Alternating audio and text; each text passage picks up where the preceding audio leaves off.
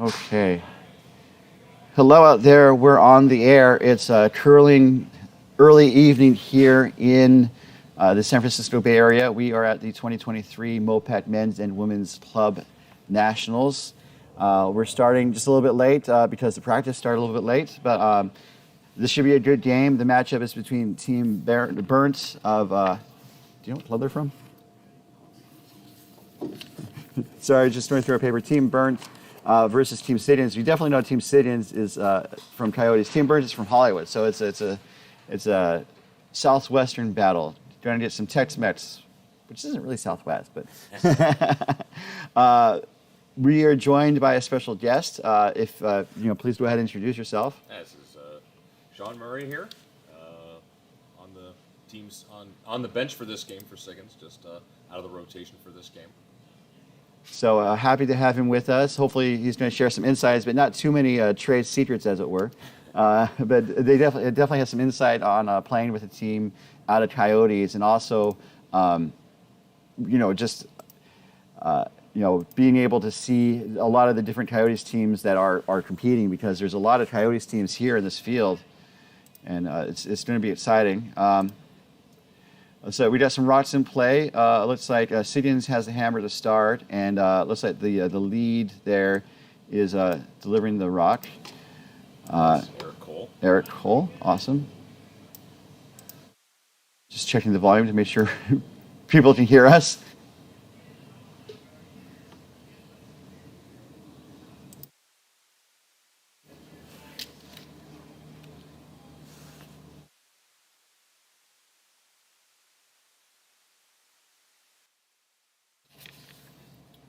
Already one in the rings for Siggins. Yeah. I think Eric was looking to split the rings and put that second one in, but it looks like it came up a little short. Ice be a little slow to start.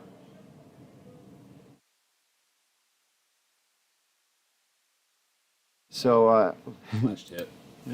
Yep, flash hit. Definitely going to keep trying to listen here. We're using the second microphone that might not be working so well.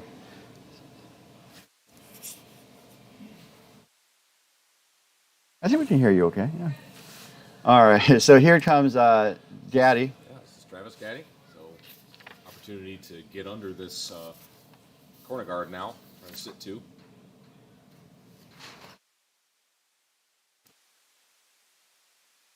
Really hooking. Rex, as long as they get it in the house. That's a good shot. Good work staying with it. Get it in the paint.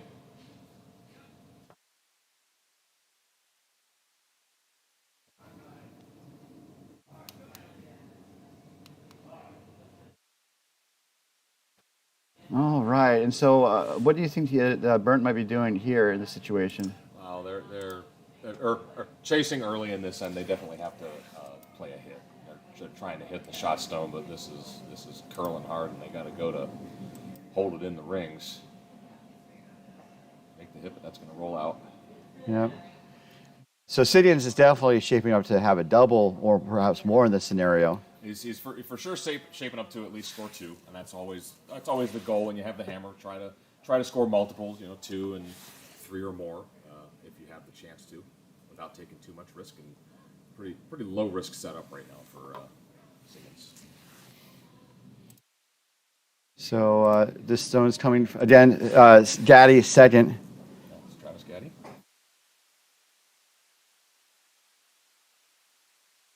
Eric and Travis and myself just rotate through. We do events, bonspiels, playdowns, whatever.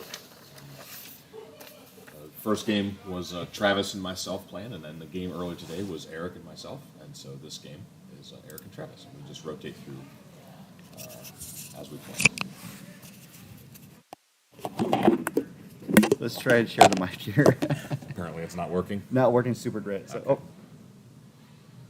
The straw came out really nicely. All right. Oh, it's on mute. Oh, you muted it. I muted it just now. Yeah. It's bizarre. All right. So we are getting the microphone situation squared away. Appreciate you guys waiting with us or working with us. So that's that draw there is behind the corner guard, but is quite quite a bit deep. So Team Berndt looking to come down and maybe try to sit on the back one. They're going to get by.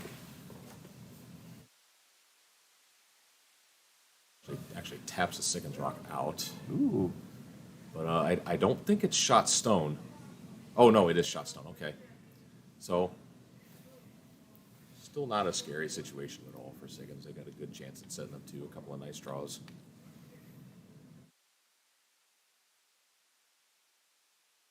So this is Endicott here.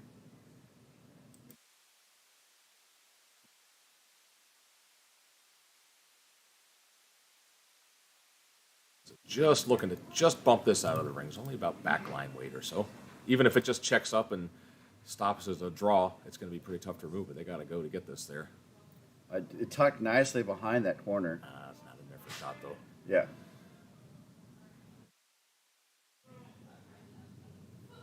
So up now for Berndt is listed to be their. Are we at third stones? This is, yep, third stone should be Adam Blacksher. Yep. Curling for 4 years.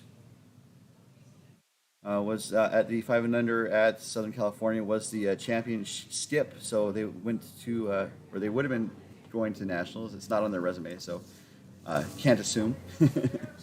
Make the hit, but not in the house. No. Definitely wanted to try and roll in there. So see what Mike wants to do here.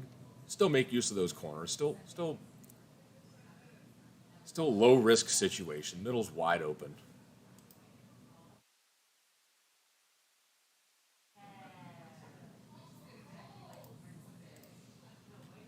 And I'm going to have a second pass at this draw through this same line. Just give it just a little more weight. So one thing I've noticed is that it seems like teams are pretty aggressive in the early end. Like at top competitions, they usually kind of use the first end to really kind of get a feel for the ice, and then kind of start going at it real hard. It kind of depends. If a team is comfortable with the ice and they know the speed, they know the paths, sure, they'll get after it early. Like, both teams just had their practices and they just threw their draws to the button, so they should have a good idea of ice speed. And that's really not too surprising. That draw had good weight, but just overcurled a bit, wrecked.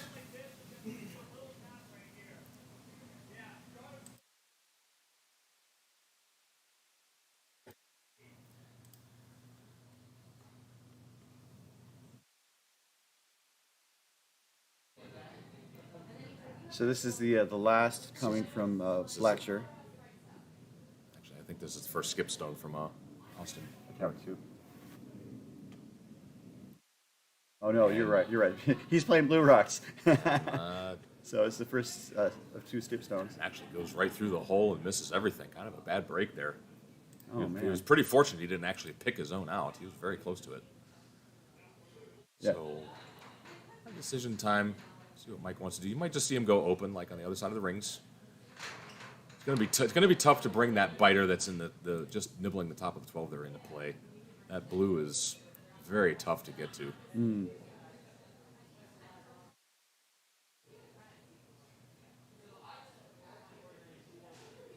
I feel like Mike wants to try and go after that blue, and Adam is trying to talk him into just splitting the rings. And I personally am with Adam here. I don't really know super early in the game that you need to do that. Right. The concern there, if you go down to that back one, then you might leave Berndt a hit and roll with his last one, and he could take the whole end away. So I think you got a decent setup for 2. Just take what they've given you. And I guess the other thing is also it's the first end, so Yes. there's not a really strong need. I mean, you're in a position to get 2, perhaps more if there's a mistake on the part of Berndt. Exactly. But trying to do what was trying to draw or take out that blue makes it tricky, I think. So. Yeah. Two is a very, very good start. It's exactly what any team with the hammer wants to do in the first end. So, let's see what Mike's doing. Oh no, it looks like they're actually going to go to the side that he wanted to go to.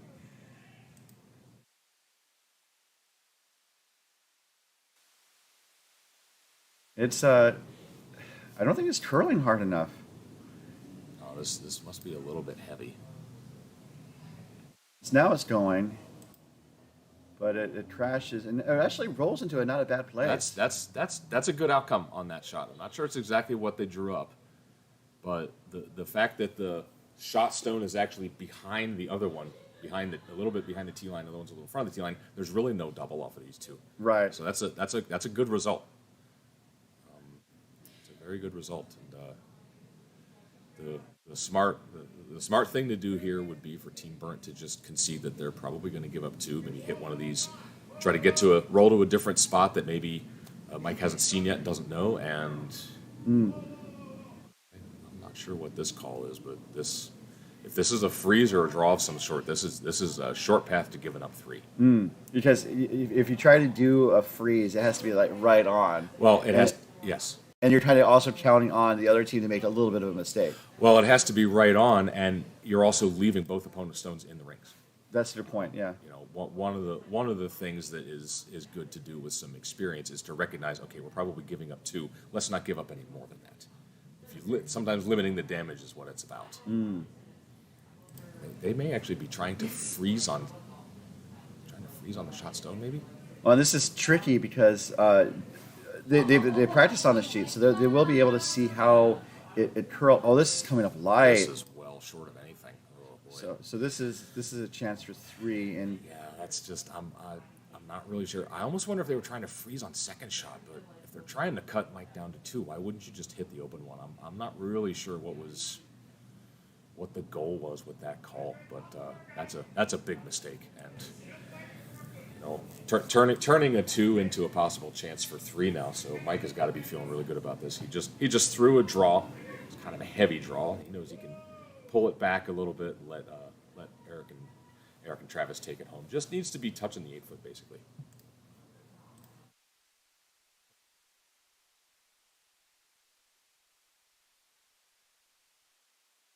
so here is the last shot here in the first end. It's the skip. Siggins. Yep, Mike Siggins. And 1 second.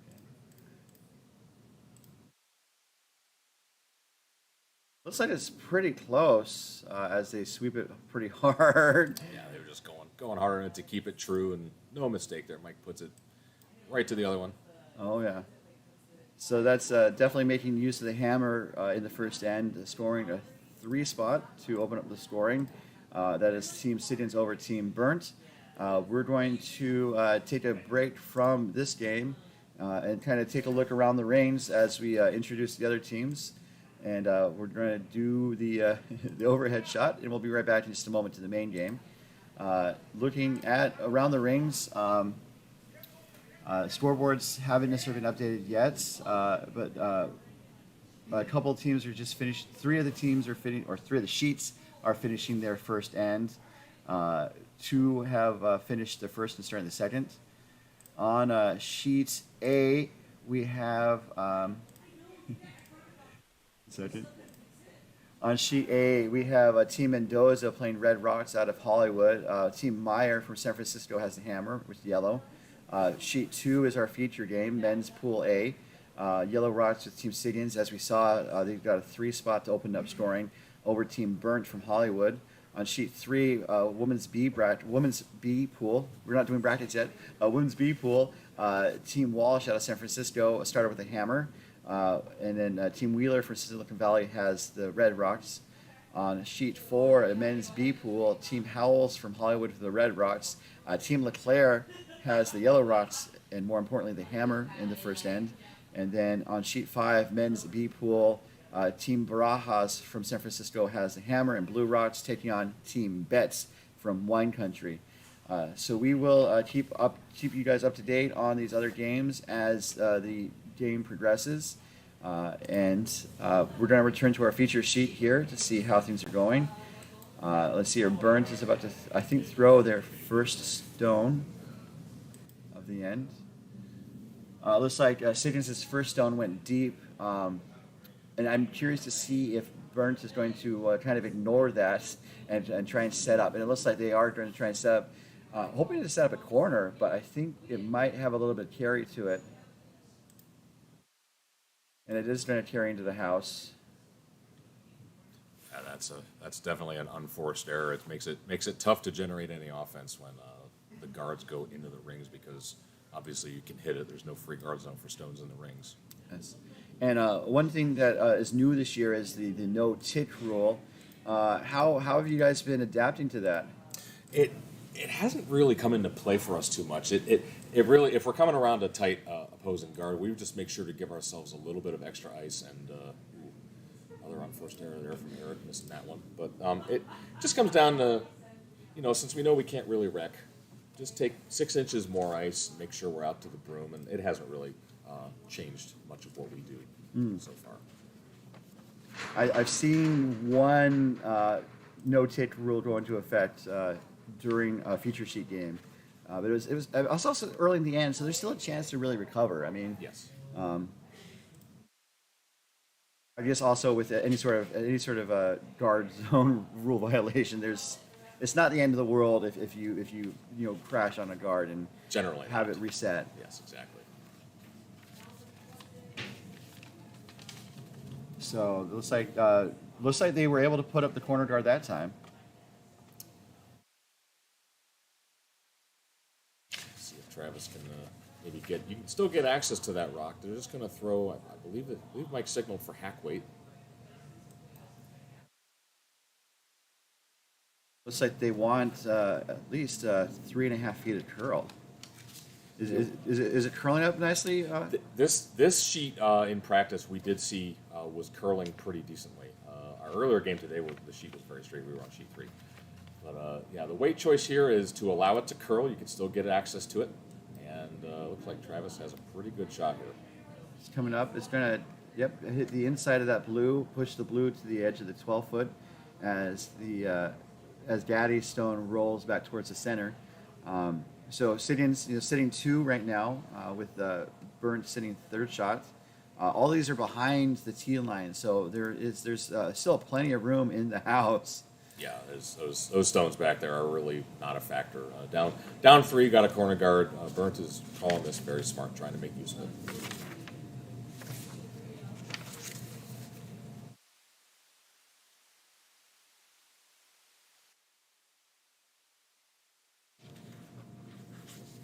This looks like it's well short. This is already. It's just super, super light. Missed opportunity there.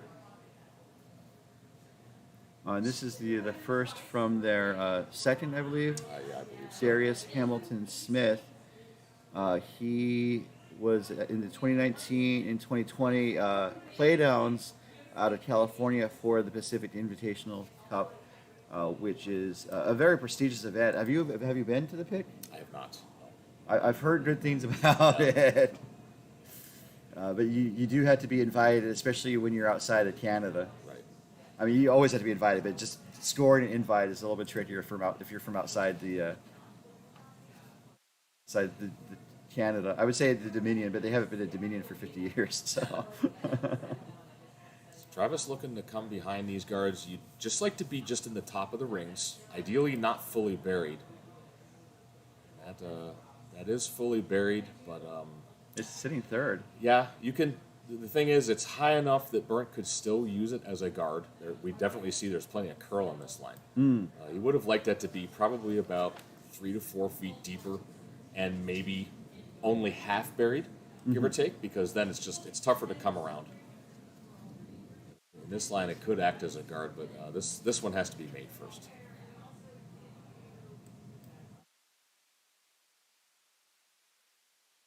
This is a little bit wider, I think, than we've seen from. It's definitely a little different line, but Think about it. You're really just trying to come around the Yellowstone. You're not so much trying to come around the guards, and that's got pretty good line. That's pretty nicely done. And that's about half buried, as kind of what you were saying before. Mm-hmm. Yep, that's tough to get to, and because it got a decent ways under the yellow, yellow's kind of in the way almost. So Mike's going to be patient, just have Adam freeze to this instead of try to remove it yet. Just try to set up an angle.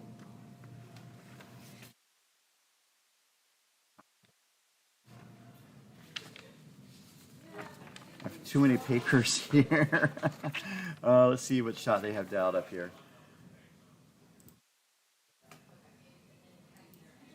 Really good weight, needs to not bounce off. Oh, just that little chip. Do you think? I mean, they're shot now. Oh, they're shot, but really, you didn't want to bounce off because there's now room to remove that rock. You can actually roll under the guard a little bit, sit 2 buried. So, yeah, I mean, that was probably 6 inches heavy, but that's all it takes.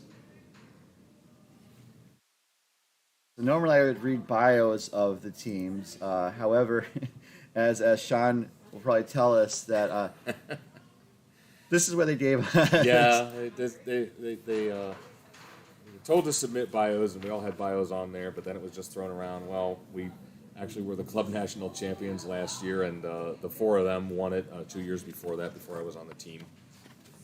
And then we included a picture of us taking the trophy on a round of golf. And I just kind of went along with it. It didn't really make a difference to me what we did. And there you go, another great shot.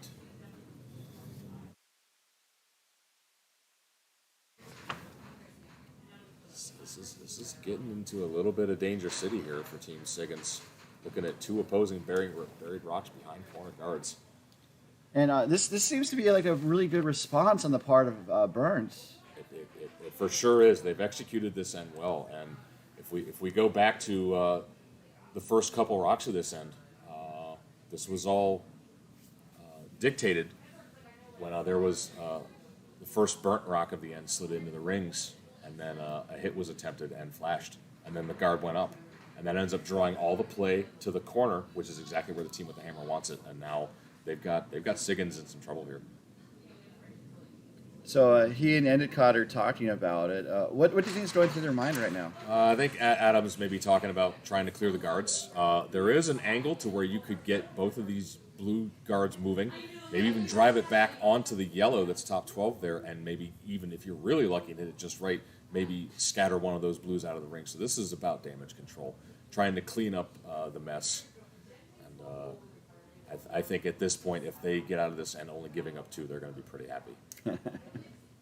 And the other thing that comes to mind is that it's nice to have, it's like a golfing where you could golf with a 7-iron, but you're gonna make a lot of shots that are average shots. But then if you need to do a short range shot or a hard drive, it's difficult to do. In this case, I would think the defending regional champions going to nationals.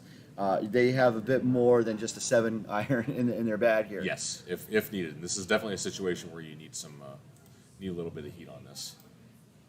Has a decent angle. Yeah. Ooh. Oh, and there you go. Oh, boy. Would you look at that? That's pretty hard to do any better than that. That is, and that was queued up, and that lineup is exactly what they were looking at. Adam makes a lot of shots like that, and he gets the team out of just a heap of trouble there. That's like Tiger Woods hitting over 400 yards right there. That's a very good one. It is. You really can't draw it up any better than that. That totally changes the end because 100%.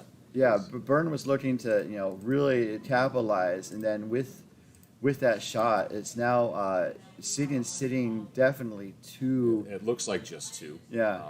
But yeah, it changes the entire complexion of the end because now it's all of a sudden the pressure's on Berndt, like they had a good setup going, and a shot like that can be really deflating. Mm-hmm. You've played a great end, you've taken advantage of mistakes, you think you've got them on the ropes, but then one awesome shot like that changes everything around, and then you're like, oh, I have to do it all over again. And they've got this hit, but they got to hold their shooter, and they're not going to. No. So and they also jam on their blue in the back, so they remove. They lose a shooter and they lose another blue. So the pendulum has swung back in favor of Team Siggins. Yes. Absolutely, massively, And it definitely looks like Siggins is not content to ease up on the gas here. They're looking to definitely get rid of one, perhaps 2, those 2 blues in the back. he's definitely looking to get rid of both. And the main reason he's calling this shot is because blue has second shot. Mm-hmm. If your opponent has second shot and you're up and you don't have the hammer, you definitely want to take it away. This is all about taking away any chance for a possible 2. If he was already sitting 2, then you might see him play something a little more aggressive to maybe set up a steal. But this is strictly about setting up a force of 1. And nice upweight again. Needs to curl just a little bit, I think, to make the double. Got Actually one but jammed, yeah. But jams back there and leaves Berndt sitting third, I believe. Yep, yep.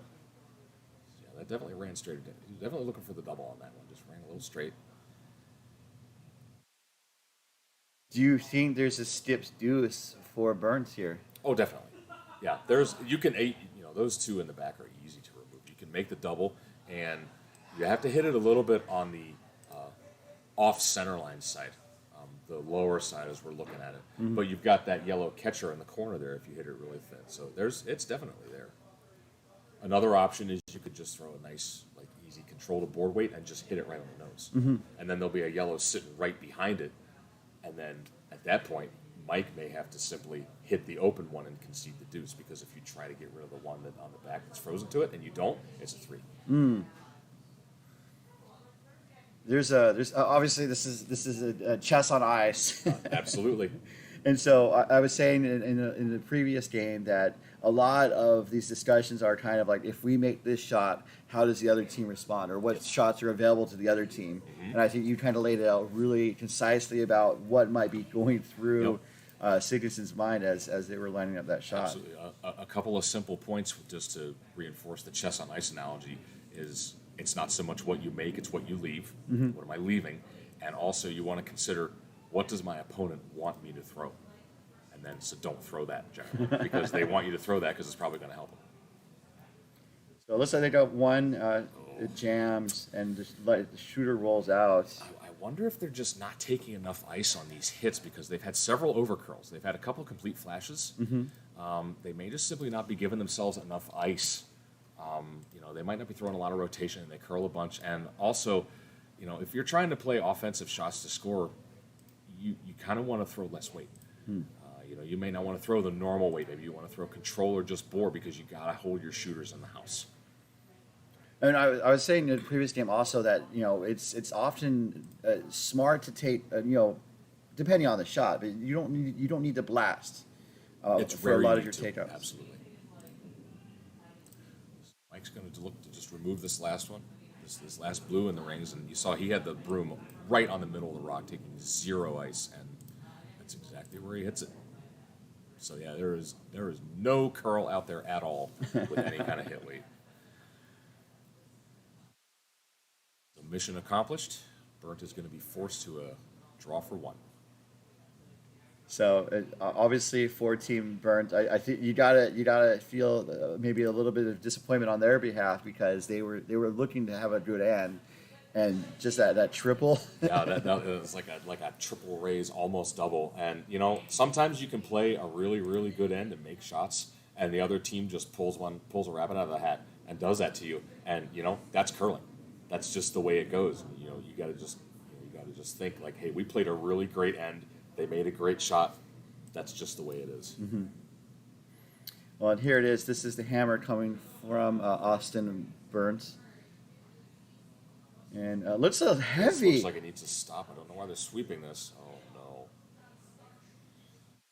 Wait. That's very unfortunate. That looks to be another 3 spot, if I counted correctly. Yeah, that's going to be a steal of 3 and a 6-0 lead, it looks like, for Siggins. Oh, man. I Kind of out of nowhere. Yeah, goodness. So in between the ends, you have a minute.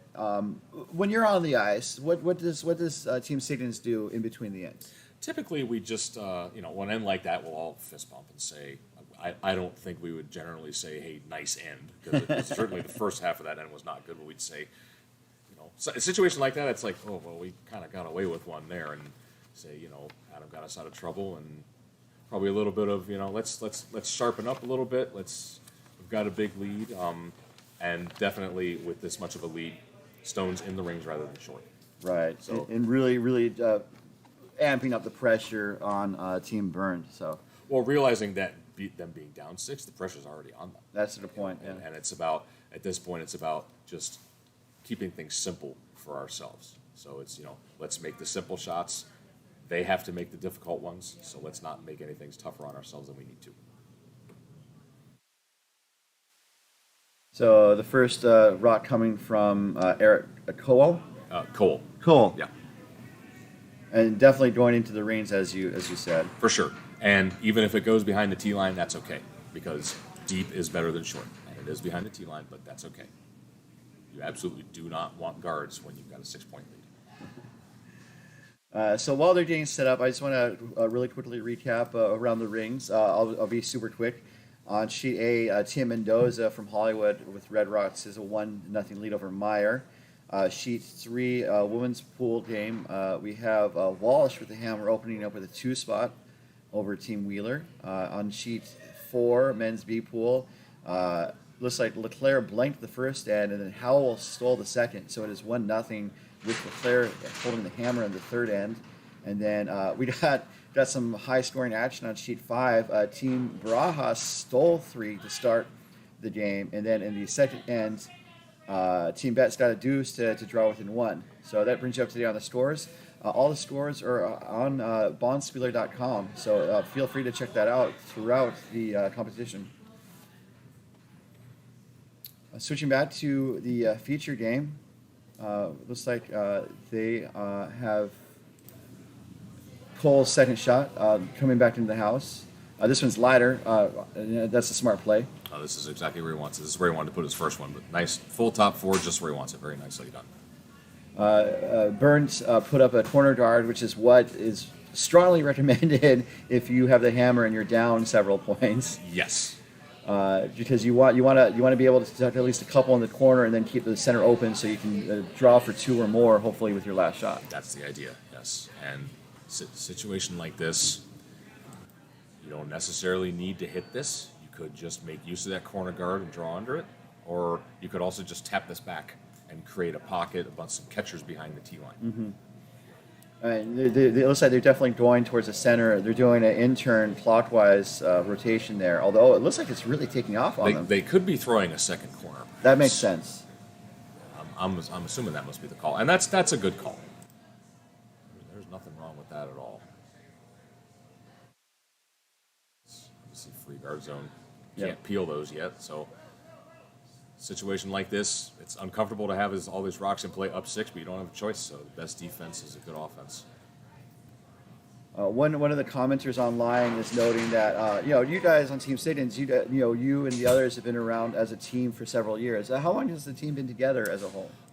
The 4 of them, they first played in Club Nationals in 2019, and I don't know if they were together longer than that, but I know at least a couple of them have played. I myself have only been on the team this is my second year with them. But the 5 of us have just got a really, really solid dynamic. Just really enjoy each other's company. We play well. It's a good time.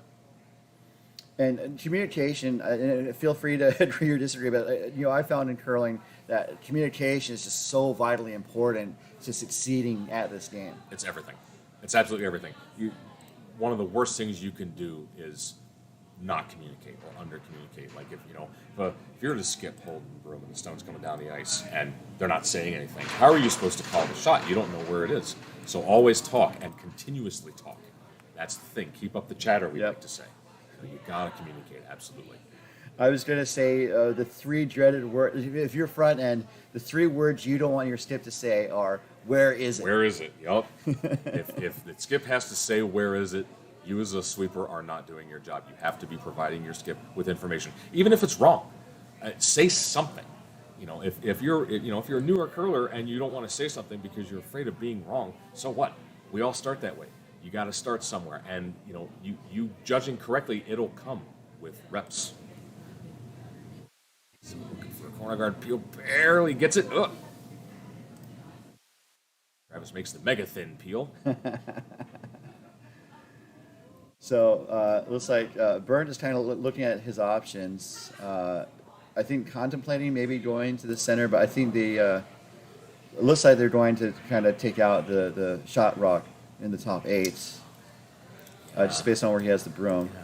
Again, down 6, hits are generally not the best option because a hit and roll is a much tougher shot than a straight draw. It's way easier to get behind a guard just drawing behind it than trying. A hit and roll is a very precise shot. So hit and a slight roll. So a pretty good pass at it, almost made it, but it's not perfectly under. And a player of Adam's skill, Adam's coming up, can easily get to that. And those two blues are close enough together, he can remove both of them. So we'll see. Looks like Mike's just going to have him go straight for it. And then there's not going to be any cover for No. Berndt to get any sort of multiple points in this end. That's right. Yeah, this is a kind of shot that has a couple options. You're going for the stone in the house, but if it overcurls and you hit the guard, that's fine too. What you can't do is what he's going to do and miss everything. Oh no. Oh, Adam. So that's an unfortunate miss, and this kind of tilts the table toward Berndt this end. There's not by any means a gimme for Berndt here. It does. Yeah, I mean, they definitely are in good shape to take two. They have to make some draws and probably have to make at least one hit. But that last shot is a good illustration of what we call a pro side miss. You're going for a stone that you can see most of. There's a guard in the way a little bit, but if you're a little tight and you hit the guard, that's fine. Nothing wrong with that. But just breezing past everything, not optimal. But if this draw doesn't stop, he's going to get a second crack at it. Well, and definitely for Berndt, when it comes to curling, I think one of the things, especially when you're a newer team, the team that makes the fewer mistakes usually ends up prevailing. In this case, you had one mistake, and it was answered with another mistake. And Right. really, Berndt, if they were able to stick around in the house and to kind of capitalize on the Siggins mistake. Anywhere. But now, like basically, there's a free pass for Siggins to try and take out that rock, and He gets it. yep, shooter's going to roll out, but that's keeps an open house. Yeah, and that's one of the hallmarks of most of the successful teams is that follow a miss with a make. The other team commits an error, makes a mistake, misses a shot, whatever. Follow it up with a make and capitalize. That's the key.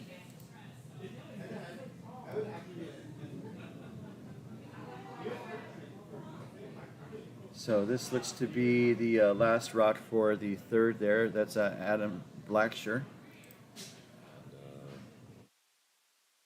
If this was supposed to be a draw, this is on the guard. They can play the raise now. Try and get this in the rings. And it kind of puts up another... It's a similar kind Yeah. of setup for Mike here that Adam had. And he'd love to save his shooter in the rings.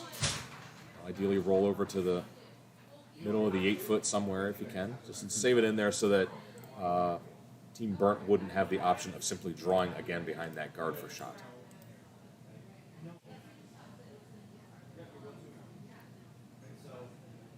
So if you're Berndt, would you go for a single and just try and hopefully kind of break the ice, or would you perhaps try and blank and just give it another shot for multiple?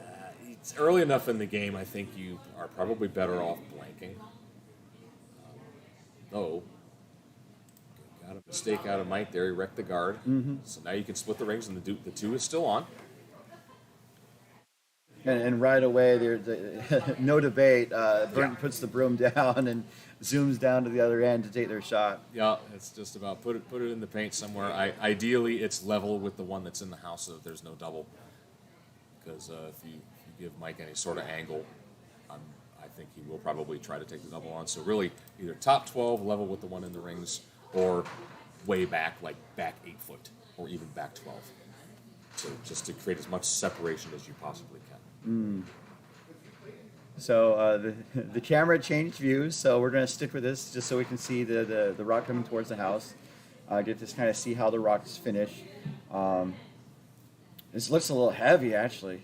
Sweepers are not interested in this, so they need to stay sharp with the placement of this. Not as deep as it's going to be. Oh boy, it's just a collection of mistakes here. Berndt having a tough time finding draw weight here. Oh man.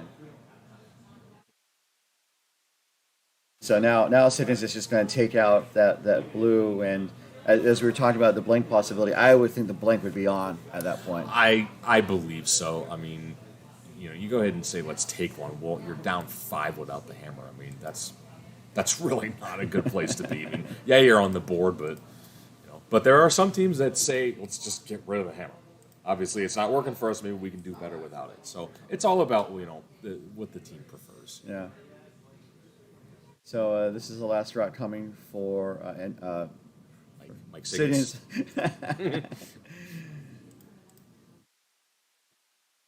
Oh, it just barely gets enough to get rid of it. That seemed like a lot of ice, honestly. He had the broom a solid foot and a half off the rock, But you would probably just want just a control weight takeout. You don't. Yeah, you're definitely looking to hit and stay in the ring. So yeah, control at the most. For us, that would be about a 10 seconds hog to hog, is what we define as control weight. Mm-hmm. So they got the broom down, and I mean, this is the last rock at the end. So Sometimes what you'll see teams do if they're throwing through to blank end is maybe they'll throw on a line that they haven't seen just to watch it, see how it behaves, and that's what this looks like. yeah, Just throwing an out turn away from the center. yeah. There's weight there, so it's going to go through the house. Yeah. And that's going to be a blank for Berndt. He's going to carry the hammer through to the fourth end. So all I need to do is just change the end number on the scoreboard. And we'll be back to our feature game in just a moment. We're going to go around the rings real quick and see how the other games are going. Thank you so much for Sean being here so far, and hopefully let's keep chatting through the rest of the game. Absolutely. Unless there's a timeout. If there's a timeout. I have to leave, but we'll see. All right. So looking around the rings here. Looks like some of these scoreboards are not quite up to date. So you please enjoy this multi-camera view thanks to the wonderful camera setup that Bay Area Curling has here. Going around the rings, again, Sheet A, it's all Mendoza so far from Hollywood, 3-0 over Meyer. Mendoza playing the Redstones. Sheet 3, it's all Walsh so far from the Bay Area. Yellow Rocks 5-0 over Wheeler from Silicon Valley. Sheet 4, it is still haven't updated from the second end. Well, the third end score is still pending. It's Howell still 1-0 over LeClaire from Coyotes, and you got to think that's going to change because LeClaire has been able to kind of open up scoring. I think all the Coyotes teams have for the most part. LeClaire's are reigning senior national champions, so they need to get themselves going over there. And then on sheet 5, Team Barajas scored 3 in the first to have a 3-2 lead over Team Berndt from wine country. So we're going to have those scores updated as we continue the game. Shifting back to our feature sheets, it looks like Siggins is lead. Decided to put a rock in the rings. Again, that's kind of the strong defensive strategy. And it's also kind of funny that when we talk about defense, it's different than other sports where here defense means like trying to have as few rocks as possible. That's right. And so when you draw into the house, you're basically challenging the other team to hit, and then that would lead to a cleaner sheet with less rocks, and that's defense. If you want to be more offensive, you want to put those guards, and hopefully be able to put more rocks in the house. That's exactly right. And unfortunately, it looks like Team Berndt hogged their first rock.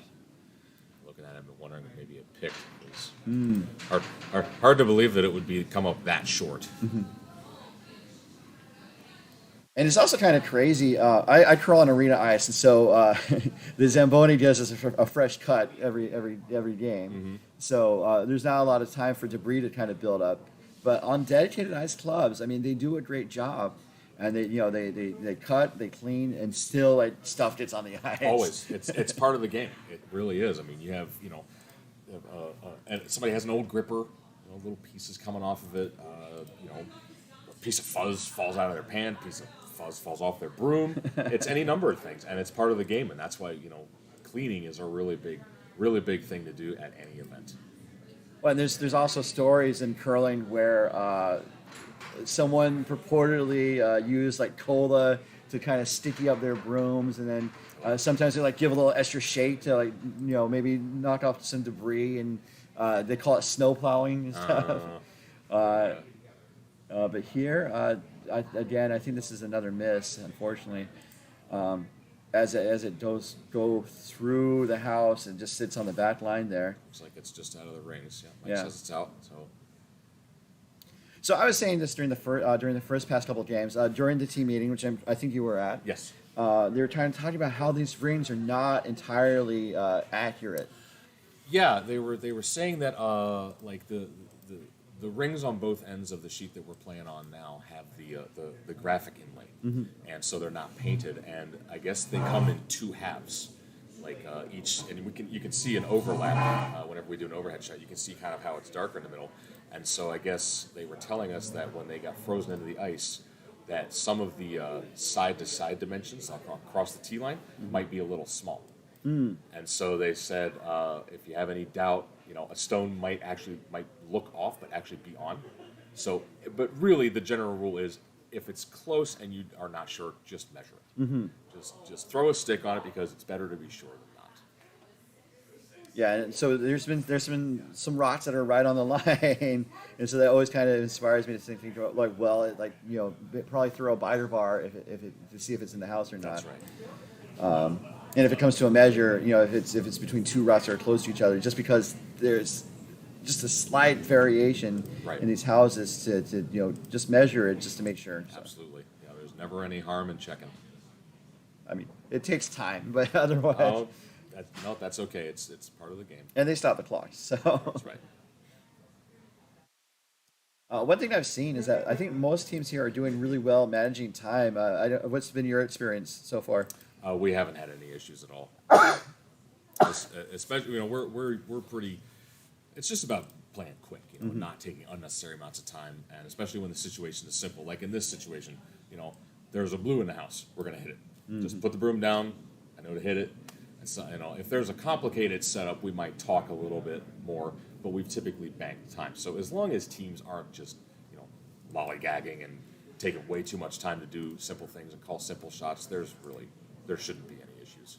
Well, I mean, I went to the Kevin Cooey School of Skipping, so I know to just take as much time as possible for every shot. If you're throwing the last rock of the game with any more than 5 seconds on the clock, you're doing it wrong, right? And I'm good-natured ribbing. Obviously, Kevin Cooey is one of the best skips in the game, but definitely known for being very deliberative. Absolutely. With this game ball. He uses the clock, but hey, that's as long as you don't ever run out, you're fine. So, in this situation, we are timing the games. If they run out of time, is it a forfeit, or does the other team get a chance to kind of throw for the win? My understanding, and the timing rules have changed once or twice depending on the venue. My understanding is that if a team runs out of time, it is an instant forfeit. Okay. No matter what the score is, they could be ahead 10-0. But if you run out of time, your clock says 0, and you haven't thrown all your rocks, you lose. If you're up 10-0, you run out of time. You are really doing something wrong. Yeah, that should not happen. So here, this is a pretty messy house. Let's go to the overhead real quick. Siggins is sitting 3, and they're doing a pretty good job of controlling the front in front of the button area. Yeah, and now, having played pretty defensive so far this end, they're going to change gears, and recognizing he's in a great position to force or possibly steal. He's going to have Adam put up a guard. There's a guard coming in. Looks to be pretty right where he wanted it, I think. That's pretty much right where he wanted it, yep. Just trying to prevent any kind of play on that blue. So if you're Berndt, I mean, I'm seeing some access to the shot rock that's in the 8-foot there, but to try and generate multiple points, I think maybe try and maybe hit and maybe roll undercover, perhaps. I don't think you can see enough of it to get under. You are trying to generate multiple points, and the best solution to do that, to at least set that up, would probably be just to tap this behind the T line. Just throw back 8 foot. Try and get it back there, set up a wall, make your rock as difficult as possible to remove. That's underway. They're throwing up way, and it's wide. Yeah, this is just you're not going to get a good success rate of setting up offense by throwing this normal hit weight. It's just not going to happen. And it kind of ran into the one in the back, but not at the wrong angle, so it only just bumped the yellow back to the back 12. So doesn't help the situation No, much. no. If you're down this many points in the scoreboard, really, you don't have the luxury of throwing hits, because a hit, by its very nature, is a defensive shot. Honestly, the more rocks in play, the better for you. If you're behind, those yellow rocks in the house, those are your friends. You got to make use of them. Move them to spots where you can use them, and you're just not going to do that throwing normal weight hits. Right, and also, those two yellows are in front of the house, but you're talking about tapping them back, Yes. creating the backstops, so Exactly. you can, so that's going to make it harder to get rid of the blues. That's right. When you come back later. That's exactly the point. And maybe you tap it, and Siggins tries to remove it, but it ends up jamming. Well, now you got one undercover. Maybe you loop another one around there, and suddenly there's your two. Maybe you get three out of it. But it's just about knowing what to call when. And Yeah. I was thinking they would go to guard, but they actually went with the lightweight hits, and they promoted their yellow undercover even more, and they're sitting just above the button there. that's a great result. That's pretty much exactly what was called for. He wanted to move it up more into the forefoot, and one of the big keys there was not only did they push that one under the middle, and it's completely lost into the guards. They rolled the shooter away, way away, so that there's really not a great hit and roll available off of it. So that's basically accomplishing two things with one shot. It's maximizing the results of any shot. That's the key. Here, I think they're going to try the hit again, but they're going to lose the shooter at the very least, and I think they're more likely than not to try to hit their own rock. Yeah. Well, this looks like it's going to miss everything actually. Yeah. And not to sound like a broken record, but why are you throwing normal weight at that? I mean, even if you hit it, your shooter's never sticking around. You're never going to score points with your shooters rolling out of the house. That's just not that kind of call just isn't going to get you where you need to be. Yeah, and then also you in curling, a lot of curling strategies is trying to pick the high percentage shots for you and leaving the other team the low percentage shots. Yes. And so right now, Siggins is doing a great job of leaving the lower percentage shots to Berndt, but as you're saying, it's like Berndt isn't necessarily going for the higher percentage shots themselves. Well, when they're possibly there. True, and that may simply just be experience. They're honestly, they don't really have a good shot as it sits, anyways. But it just comes down to recognizing, all right, what are we getting out of this? I talked about earlier. It's not what you make, it's what you leave. Okay, say we do this perfectly. What is Siggins going to be looking at? Well, if we make this perfectly, that top one's going to be gone, the shooter's going to be gone. He's probably drawing again. It's like, well, maybe we should draw. We are down 6. We got to at least get 2 here. Yeah. To make a game of it. It looks like Siggins is drawing in. Just trying to throw a tight guard, I would think, on this side. Maybe just 12 foot. Trying to cut off the draw path, because this draw over here is really Team Berndt's best out. And that's pretty good. There is still a port there. Yeah. You could still draw the button. I feel like if Team Berndt has any designs on getting 2, they absolutely have to play the draw. Got to try and draw the button and force Mike into a tough shot. Just based on kind of where they're positioned in the room, so I think they're trying to do another aggressive shot. Looks like they're trying to maybe line up a double or something. I really don't know, but it's not. Just to be frank, I mean, if they are playing some kind of a hit and roll off of this stone that Mike threw, just to be blunt, it's really not the right call. It just isn't, because this is the best outcome I feel like they could do is if they are playing a double on the high 2, sort of hit this one, roll, and kick the top 8 stone sort of out to the side. But even if that's made perfectly, Siggins is going to still be sitting at least 2 or 3. And you're still not going to get 2 points out of this shot, even if it's made perfectly. Well, that's another thing in curling is that you're looking for the miss, and so if you're choosing a shot where it's like the best shot would have the best outcome, but if you miss, and that is not the best outcome. no, so you want to definitely you look for the high percentage shots, and then if you look for the shots where if you miss because where like what's the worst outcome, worst possible scenario, because sometimes you're going to end up with the worst possible outcome, Yeah. and unfortunately that also kind of looks like a not the best outcome, unfortunately. So Yeah, just I mean, not only was it just not the correct call for the situation, and I don't say that to be mean. It's just the way it is. You got to look at the situation. What are we trying to do? We're trying to score two. Well, is this high double to leave them sitting three going to get us to score two? No, it won't. It just won't. well, then also in Berntt's favor, they were shaping up to have some really positive ends at the start of the game, and now some of the shots they're making are not conducive to building up Yes. a multiple point ends to get back into this game. Yeah, and so Mike can now just throw basically a very similar shot to what he threw last time. Maybe just have it curl a stone more, block this draw path, and then I don't think Berndt is going to have a shot to score. To be honest with you. Well, and then it's going to be total damage control. This shot is it's going to be sitting for another point, and it is. It's another counter. That is exactly so. Siggins is sitting 5.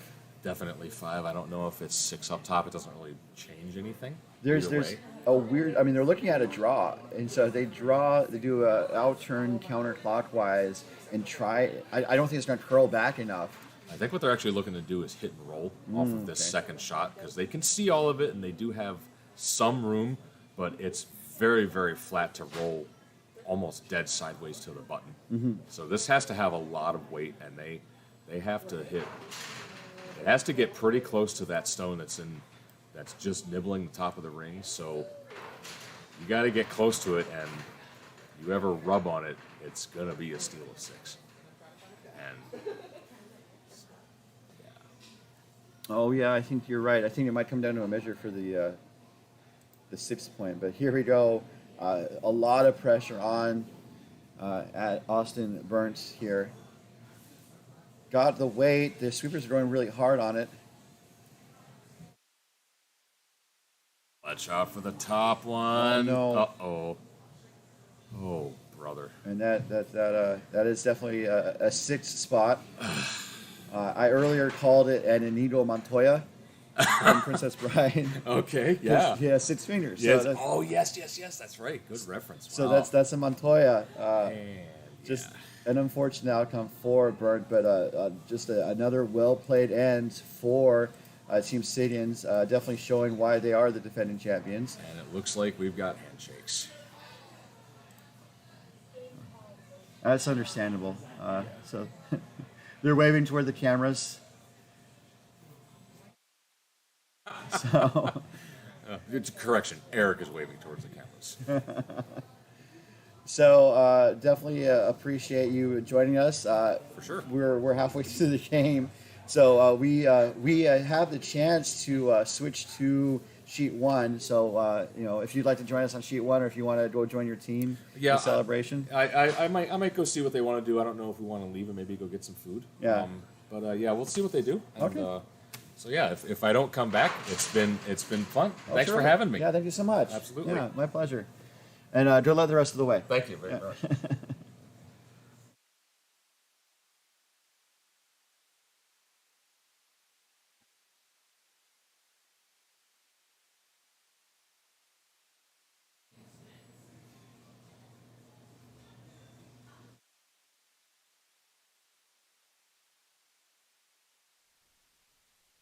Okay, so switching cameras over to sheet 1.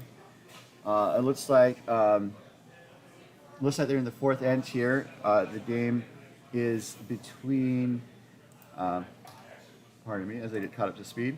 Between Team Meyer from San Francisco Bay Area taking out Team Mendoza. Team Meyer has the yellow stones, and they put up a 6-ender of their own. They scored a Montoya. And let's hear that Mendoza is going to get a couple back.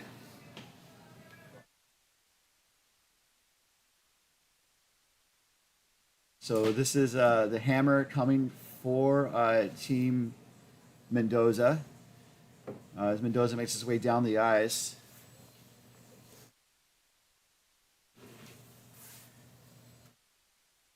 Looks like they got so Montoya is going to get back into this game. They got Mendoza, pardon me. Mendoza is sitting 2 right now, a chance for 3. As the hammer shot comes now for Team Mendoza.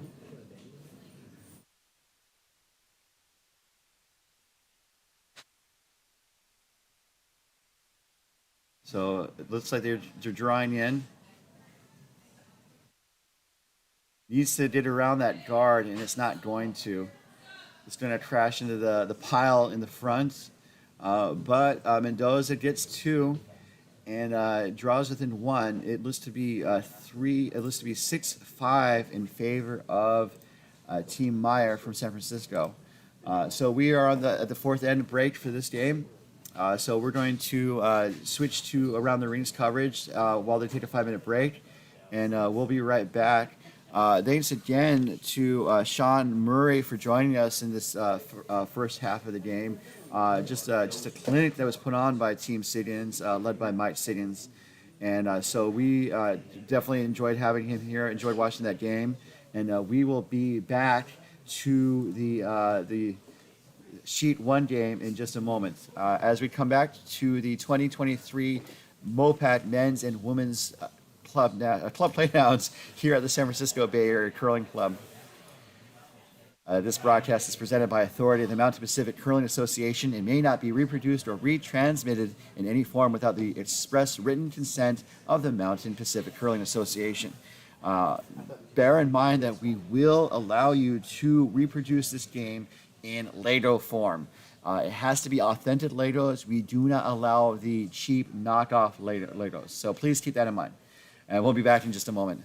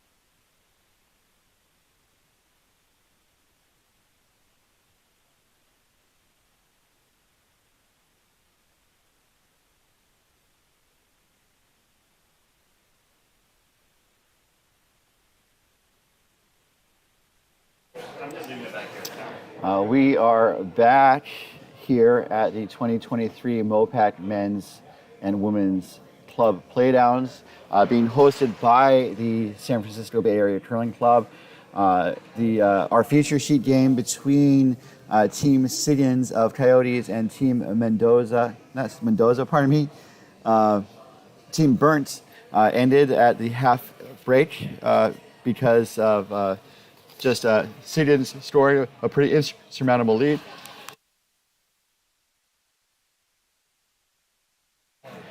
So with the result of the game, we have switched to Team Mendoza of Hollywood taking on Team Meyer of Bay Area, I believe. It looks like it's been shaping up to a pretty exciting game so far.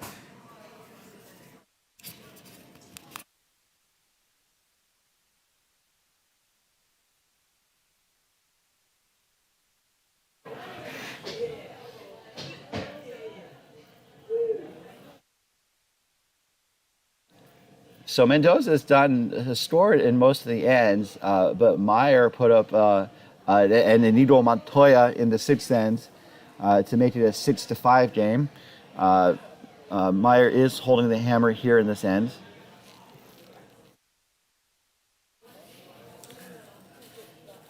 And here's the net strut coming for Team Mendoza. This, I believe, is their third, Tim Mendoza. No, I think I'm wrong.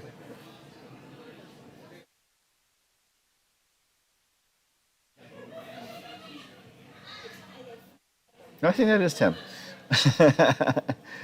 So Mendoza is sitting 2 in the top of the house.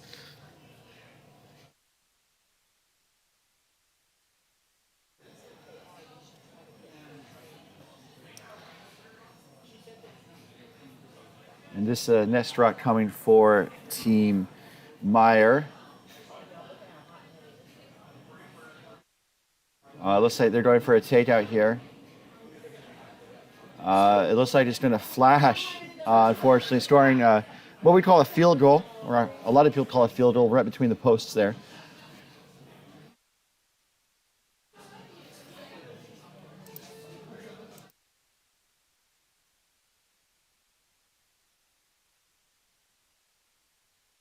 This is Tim Mendoza's nets. He's been curling since 2007.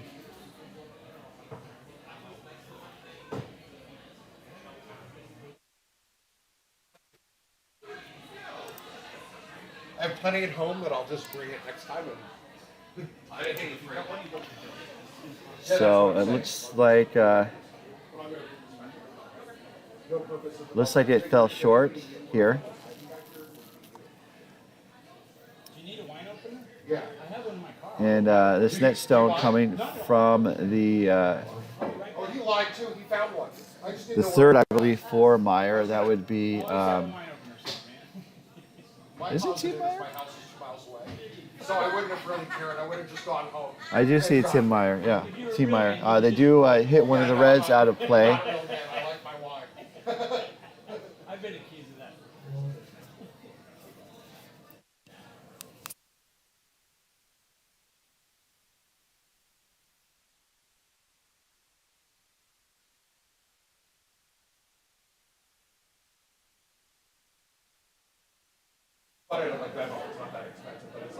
It looks like that we are to third stones.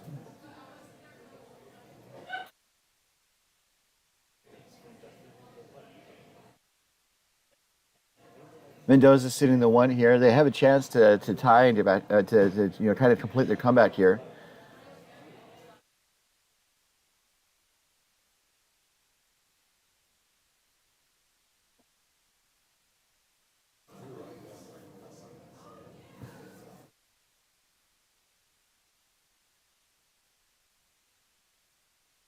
And looks like it's going to be more of a guard just based on the weight there. That's from Andy McKillips, listed as a second, but it looks like he's throwing third in this game. unless they switch jackets. It's not uncommon to switch jackets sometimes. I broadcast the women's club playdowns last year, and I mistook someone because they were wearing another player's jacket, just so that they could have the same team uniform. This is the third for Team Meyer, though. This is Jim Muyo. He's a 911 dispatcher for San Francisco, the city and county, and he's also the ice crew manager and head technician here at the San Francisco Bay Area Curling Club. So we have him, among others, to thank for just a great setup here at the club. The setup also includes the cameras, which were really worked on hard by Tony here at the club and others, and it's just able to provide this multiple camera setup that we're able to utilize here for our broadcasts. And so just a huge tip of the hat to them for all the hard work to help make this weekend possible. Let's see here, we're seeing the second run now coming from Andy McKillips. And it looks like I think they want to put up another guard.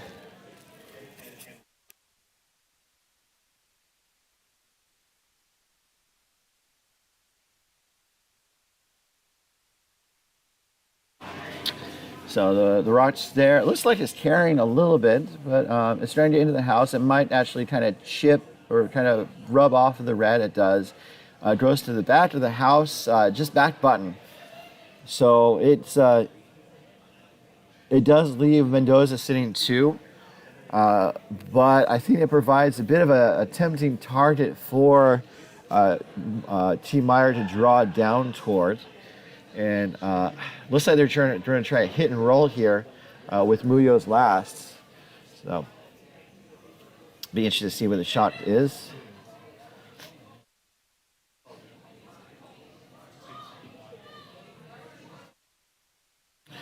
Working hard to keep the line.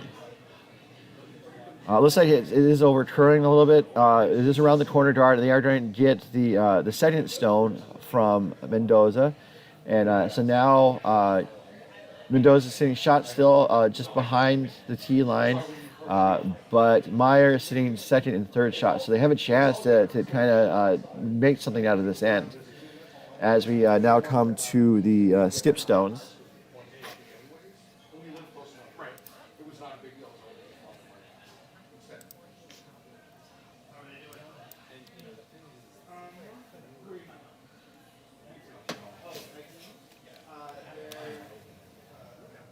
Just a huge thank you to everyone who helped make this broadcast possible. I definitely, as I mentioned, appreciate all the help from the San Francisco Bay Area Curling Club.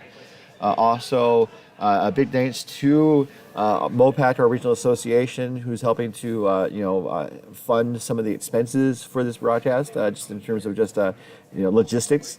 A huge thank you, and a huge thank you to everyone tuning in tonight. Getting a lot of positive feedback, and it's really kind of amped up the excitement for this event. And we're happy to be here to kind of help showcase the 18 men's teams and the 8 women's teams that are taking part in this event. This is a huge tournament, and we're just so happy to be able to share these games. Also share bonus coverage when it comes up, like it did tonight. We have a chance on our feature sheet to showcase 18 teams through the 9 draws of pool play, and then the teams that make it to the playoffs. It's great with this enhanced coverage to be able to show what's happening on some of these other sheets, including the sheet 1, some bonus coverage between Mendoza and Meyer. And it looks like Meyer put up another guard. So now Meyer is going to try and again take out that shot rock. And possibly be sitting 3. The first stone over curl. So let's see what Meyer has on tap here.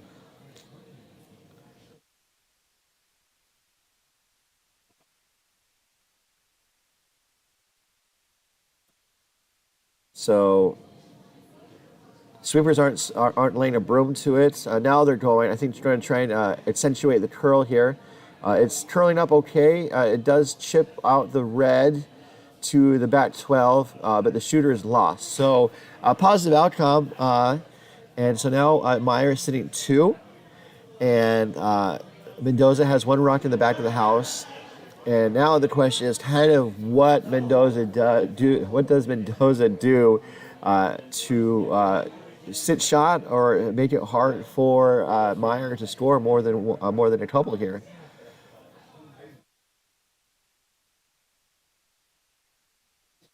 Taking it over.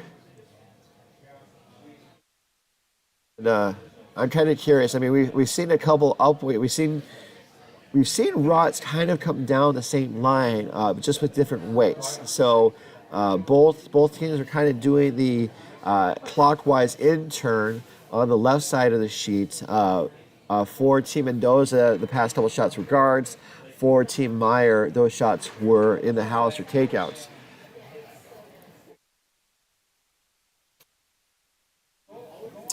So it looks like I think they might be trying to do hit and perhaps roll under the cover of the corner guard on the left of kind of the overhead view on the right side of the screen here. Just kind of based on the ice and just based on how the Rots have been playing, they are set up for, I think, that hit and roll. And I think they could roll under cover. Here we go. This is the last shot coming from Paul Mendoza. He's been curling since 2007. He's been to the Pacific International Cup twice. And this is, it was really close. It crashed on the guard and rolled out through the house. So now Meyer has a chance to get a 3 spot here and really, extend their lead to 4 points here. So they're giving plenty of ice. And they need full 12-foot really to get that 3rd point. So they got two in the hand. They got 2 rocks in the hand, and trying to see if there's a 3rd in the bush there.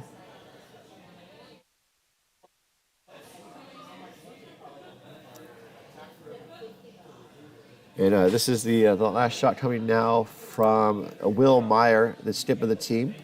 Has lots of 5 and under experience. We'll get into that after the next end. And his shot's underway. It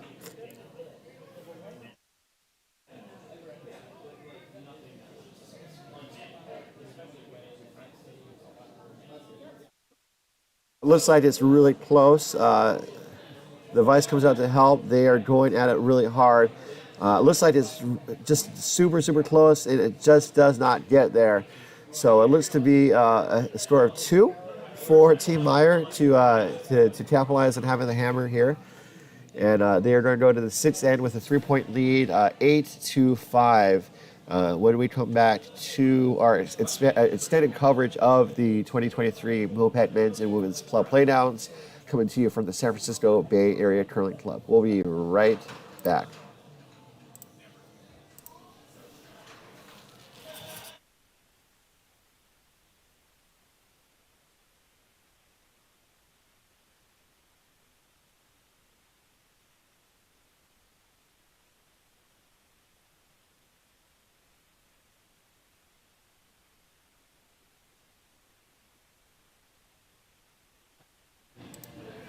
All right, taking a look around the rings, it looks like we have 4 games still in play.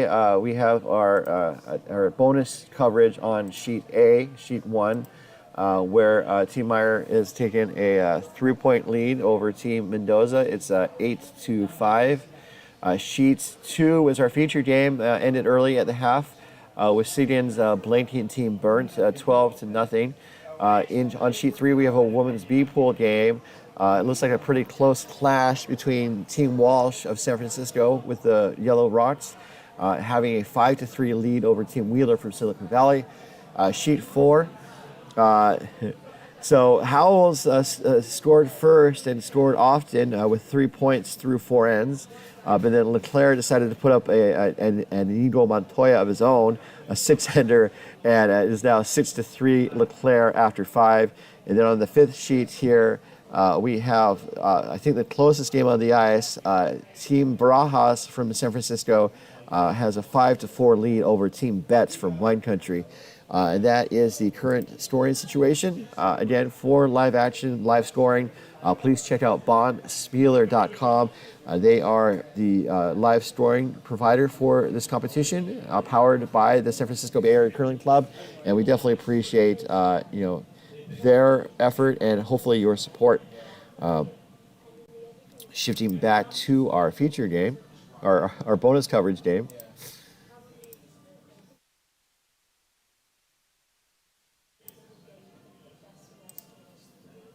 It appears to be a pretty open house so far.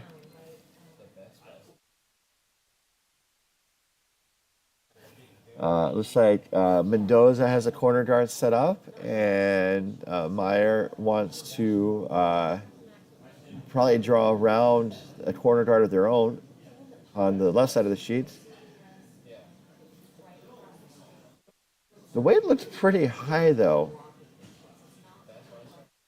This shot coming from their lead for Meyer, that is Justin Lade. And it is a heavy rock, but it is going to go back to the back of the house and stick around on the back four.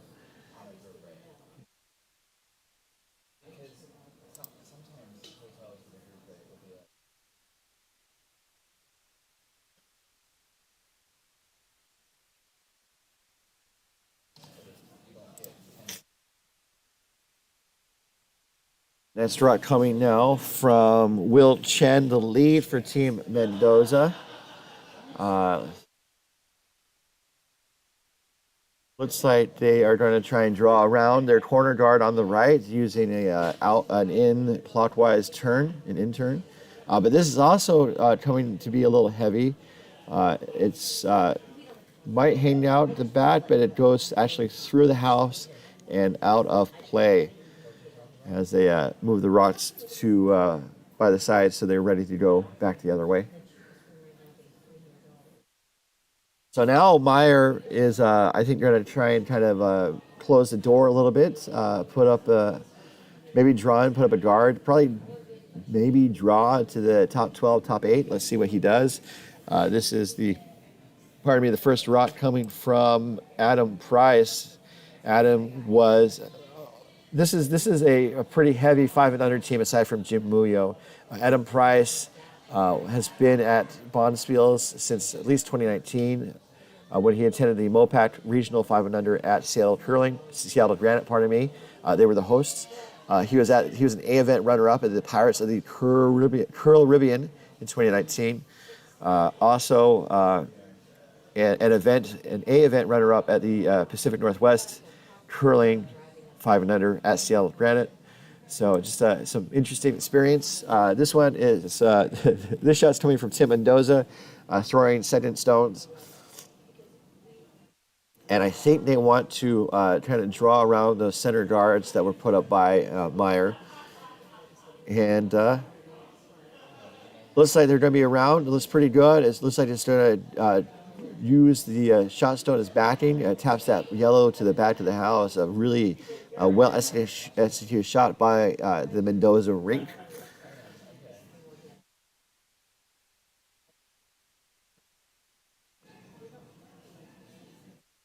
And let's see how Mr. Price answers. I'm going to guess they're going to try and draw it down, but there's, again, like a little bit more pepper on that shot than I thought they would throw. So we'll see how it goes. It's around the corner guards. It needs to curl up a decent amount. There is a decent amount of pepper, but it is going to curl up pretty nicely. It's going to knock that red to the back 12 where it jams on the yellow.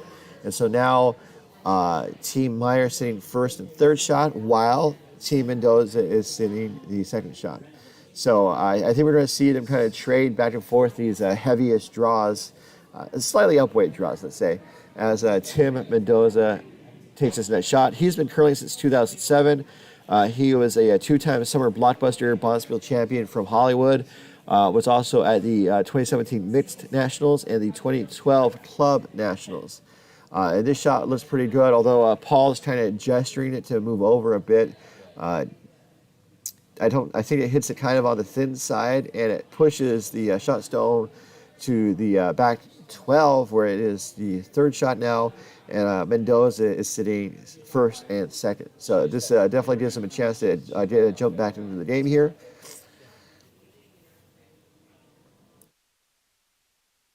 This is Jim Muyo's first shot here.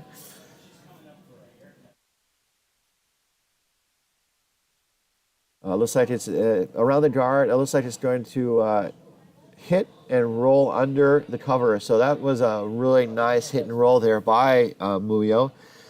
It is a very similar draw path that the both teams have been taking. So they could do that type of draw, the slightly heavy T draw shot there to outcount Muyo's, not Muyo, I think Muyo's rock that rolled there.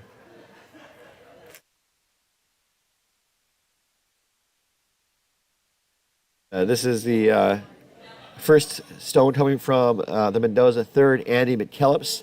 He's been curling since 2006, was at the GNCC Playdowns twice and at 2 club nationals. The rock it's through that port, and it looks like it's on target. Hits it thin again, and it rolls wide to the back 12. So a lot of the plays to the back, and now there's a lot of backing. Although it appears that Mendoza is sitting 2, and Meyer is sitting 3-4. So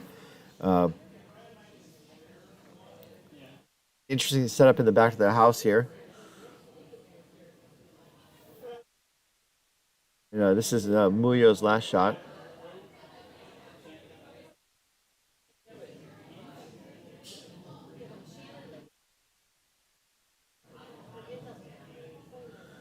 I think they just want to draw around. I think maybe be a little lighter now so that they are closer to the top of the house in the full 8 foot. So it's harder for Mendoza to get to it. Kind of just barely kisses I don't think it kisses. It does go by the guard, and settles in the back of the house. So I think they were a little bit wide and a little bit heavy on that shot, but it worked out for them. They are now first shot without the hammer here in the 6th end. Pardon me.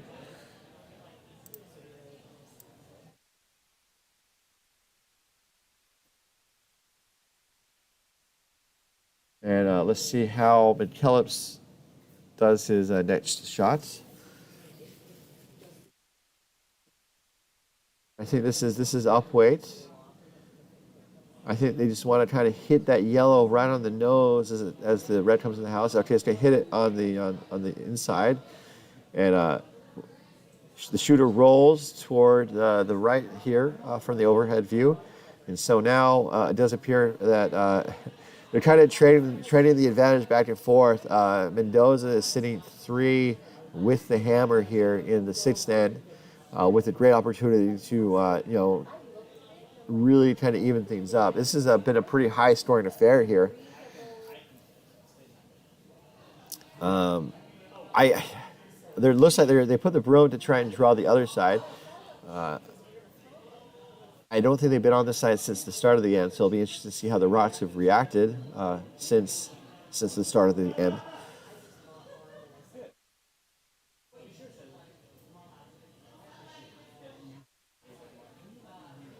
So this is Myers is first here.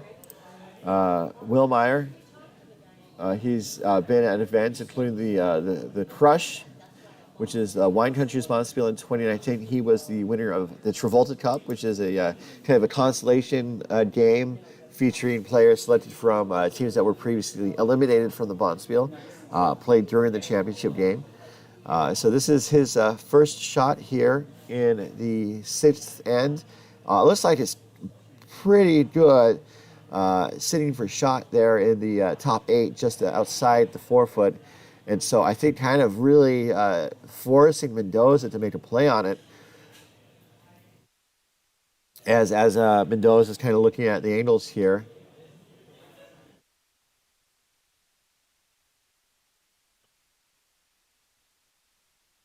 And I'm curious at how they're going to get to this. I think they could... they're looking to see if they can hit it out. I think they can see about half of it. It's hard to tell from these angles here, but I think they could see half to about a third. It looks like they're setting up for like a hack weight takeout. I think they just want to kind of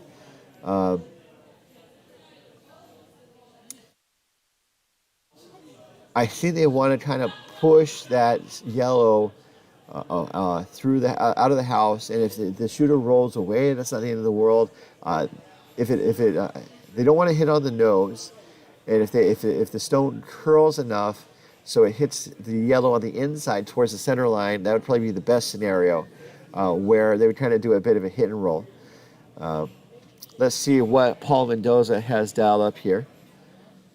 Looks like it's a bit heavy, actually.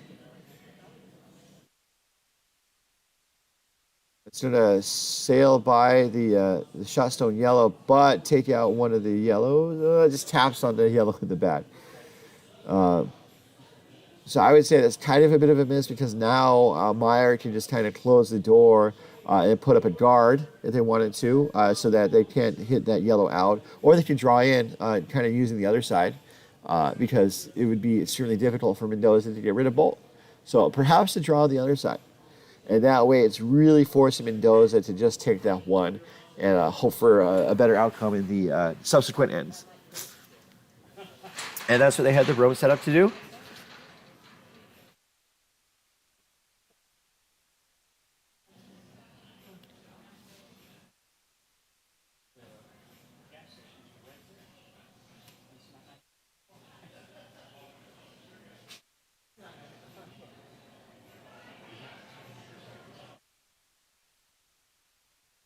So this is Will Myers' last. He was also the champion of the 2022 Bay Area Curling Club's Bunny Spiel. So let's see if he's got a spring in his step after this rock here. A little hop in the action. And definitely the weight's there. I think this path is pretty fast, given how many stones that we've had down it. Sweeper jumps on it now. This is looking to be pretty solid here. It hit the brakes, though, at the top of the house. So it is sitting fourth shot. So I think that's got to be counted as a miss. And so now Mendoza just has to get rid of the shot yellow, and they could be scoring three points, it looks like. So this is going to be a tricky shot. They're kind of looking things over, obviously, and I don't know if they called a timeout. Both teams get a 90-second timeout in regulation. The part of the time is due to allowing coaches and alternates the time to get down the ice to meet with their teammates. But here, they're looking for a challenging shot, I think. But now they've kind of gone back to the hit, hopefully a roll as well. Less ice this time. It's going to be tricky, though, because there is that guard. I say there's a guard, but when you look at the overhead on the left side of the screen here, I think it's open to a decent amount. But the way how careful they're being, I guess it's only about a third open. So here is the hammer coming from Paul Mendoza. Oh, Will took a spill, but he did not burn the rock. Hope he's okay. Looks like it was around the guard, but it didn't curl up enough. So he was able to touch the shot rock, but only nudged it over to the back four, and that was not going to be enough. So that's going to be a steal from Meyer. So Meyer is going to take a 9-5 lead here as we head into the 7th of 8 possible ends during regulation. We're going to be back in just a moment when we return to the MoPac 2023 Men's and Women's Club Playdowns.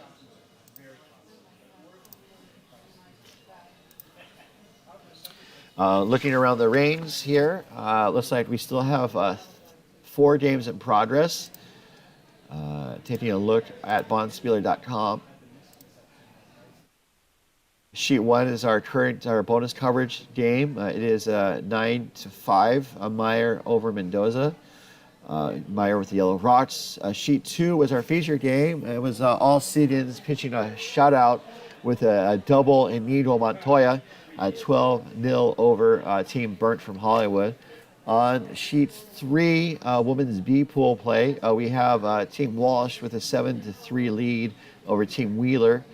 Walsh with the Yellowstones. On sheet 4, after Leclerc scored and Anito Montoya of their own, they stole one in the 6th to take the 7-3 lead over Team Howells of Hollywood. And then on sheet 5, this battle is continuing. Team Barajas of the Bluestones has a 7-5 lead over Team Berndt from Wine Country.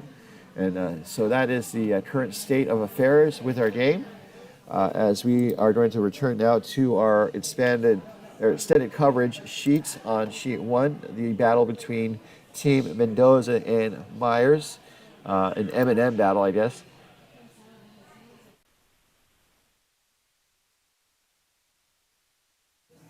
So Meyer, with a 4-point lead, has opted to draw into the house. That's a smart defensive play there. And now Will Chen is throwing his first here in the end.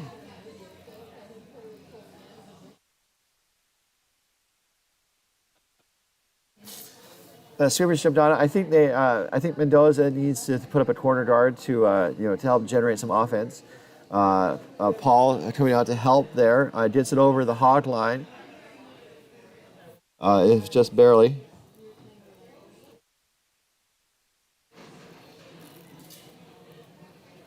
And so now it's up to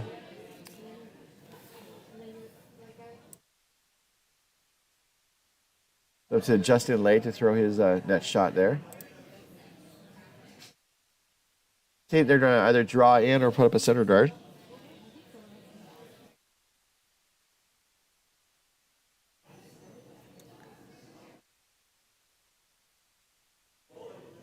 And it looks like they're going to be able to successfully put up that center guard. It might over-curl just a bit, leaving the shot stone exposed on the right side of the house there. But I think a pretty good guard. It's pretty high, so Mendoza really can't run it back. And this is Chen's second here.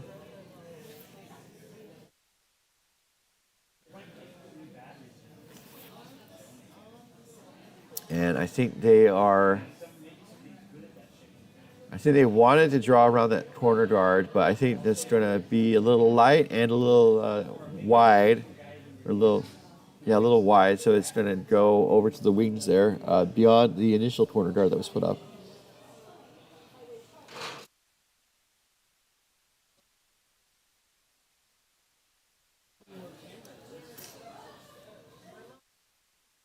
So this is the first rock coming from the Myers. Second, this is Adam Price.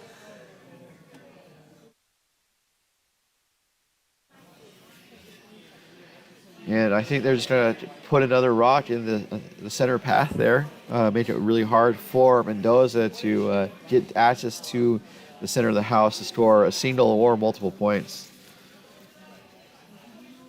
And it looks like they did put up that. It hogged. My apologies. So a miss there by not getting over the hog line, but it looked like it was on target there.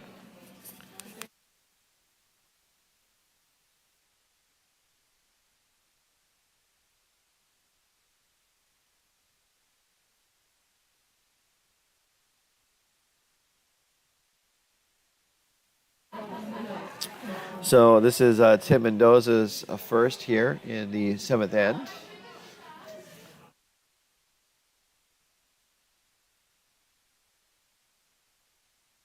It looks like they're now coming in towards the house. It's going to jam on the guard from Meyer and run that Meyer guard into the house. So now Meyer is sitting 2 in the top of the house there. So I think that's a slight miss there, although it's possible for Mendoza to perhaps double those rocks out.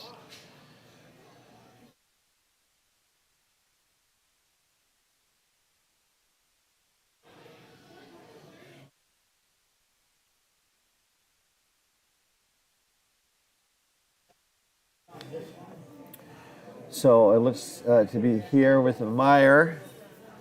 They're drawing to put up a guard, I believe. Looks like it's going to go deep to the top of the house. Actually, it freezes on top of the second stone, the second shot stone. And so now Paul Mendoza wants cleanup on the center aisle here. And let's see if Tim Mendoza can dial that shot in. Shots away, sweepers are watching it.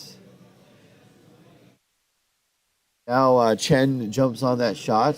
Looks like they're going to get some contact here. They got one. They got the shot stone moving out of the house, and the second stone, which jammed on the shot stone, rolls to the right wing of the house. And so Meyer's calling for a guard. So it's just kind of putting that guard back. The shot stone is now behind the double corner guards that Team Mendoza put up at the start of the end.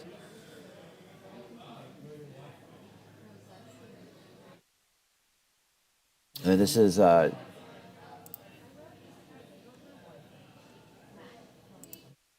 Jim Muyo's first shot.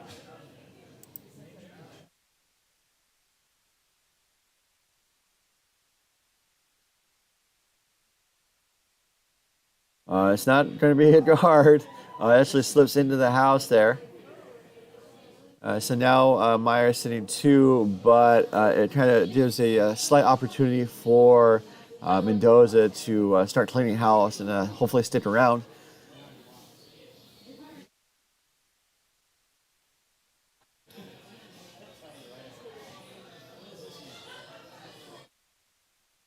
This is Andy McKillip's first shot here as third in the 7th end. And so Mendoza's behind 4. Looks like they got rid of one of the counters. They're sitting second shot now. They don't need to get all 4 points back in one end. Ideally, you would hopefully get 2 or 3 here and perhaps steal the last end to force an extra and then steal the extra. For Jim Muyo and Team Meyer, they're up 4, so they just really want to make it hard for Mendoza to get more than 1 point here in this end and also in the final. Looks like a little bit wide. It's going to kiss the red that was in the house. The red's going to go through the premises and out of the way, out of the house, out of the sheet. And now Paul Mendoza is kind of looking at his options, and it looks like he wants to draw around those corner guards and draw to the yellow Meyer rock that is in the right side of the 12-foot there in the house.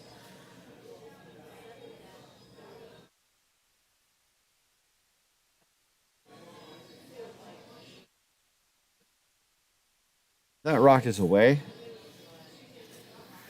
Just a quick reminder, we are in game 3 of our quadruple header today on Friday. Coming up at around 8 tonight, we have the Olympic Ovals Team Pomeroy taking on Team Howells from Hollywood. That should be an interesting matchup. Oh, and so this shot from McKillip's, it does get around the corner guards, but it over curls and is sitting second shot with Team Meyer having to steal the shot stone just on the edge of the 8-foot there. So some interesting draws there. I think if McKillip's was maybe just a little bit heavier, they would have crashed into that yellow stone, pushed that yellow back, and have been sitting under cover. So a miss, unfortunately, but an interesting play, and it almost worked out for them. So here we have Meyer with his first, and I don't know if they called up for a guard. I think they want to try to draw. I think they're going to guard, perhaps. The draw's there, so they could be trying to draw around that center guard. And here is his first of 2 rocks without the hammer here in the 7th end.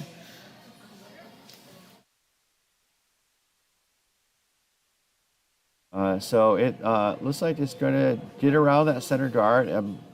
The sweepers were sweeping, now they're off it. It looks like it's going to carry past the center guard to sit in the back 4-foot there. Oh!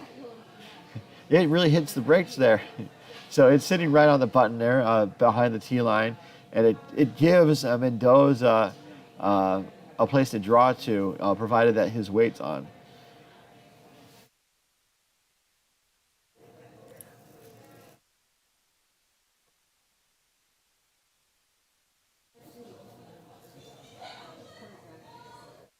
So they're trying to figure out they're trying to line up the shot there.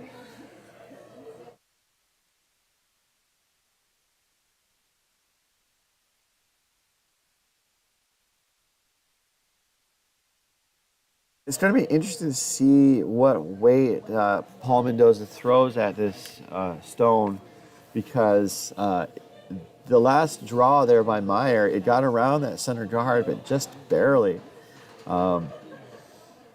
I think they're going to do enough weights. So they're doing, just based on where they're putting the broom, I think they're doing enough weight for backline the hack, let's say. But he can't do more than that because it would crash on the guard. If it crashes on the guard, that's not the worst thing in the world, as long as it doesn't promote the guard into the house. So I think they said good line. Hold him off. Now they're trying to push it over. It looks like it's a little bit wide, perhaps. It is a little bit wide. It needs to sit down, but it looks like Sims trying to push it over a little bit more. Made some contact. That was a good shot from Paul Mendoza. That was a good job. So now for Meyer, they're up 4 in the next to last end. So I think they're going to try and draw to it. But I think light's the miss, because even if they put up a guard, it's going to be pretty difficult for Paul Mendoza to get a deuce, perhaps. Although I'm looking at the sheet from the overhead here on the right side of the screen, there perhaps is an angle raise on the left side of the screen. So that might be a possibility. So I think they would probably want to try and draw in and sit a second or third shot.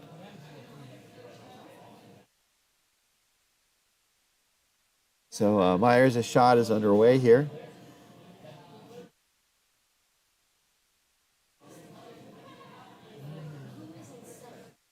Weight looks fairly solid. Looks like it's going to come in and probably make contact with the red rock. Oh no, again it hits the brakes. The rocks have been kind of tricking me in terms of how quickly they break in the house, but that does settle in for third shot. And now it's going to be really, really difficult for Paul Mendoza to get a second point out of this end.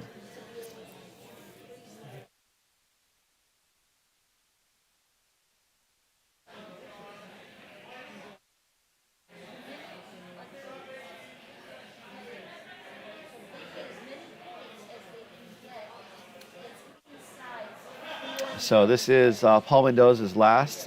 Looking, I think, for the in off, or they could be draw. I think they're drawing because of where they put the broom. So a fairly difficult draw to the button here. There's a port. It's a decent sized port. But it looks like it's over curling. It's going to wreck on their own red guard and not going to go far enough. So it is just a single for Team Mendoza to take to draw within 3. It is 9-6 in favor of Team Meyer as we head into the 8th and final end here at the 2023 MoPac Men's and Women's Club Playdown. Playdowns. We'll be back in just a moment to our feature sheet, our extended coverage sheet game. But let's go around the rings one last time before we finish the extended coverage game.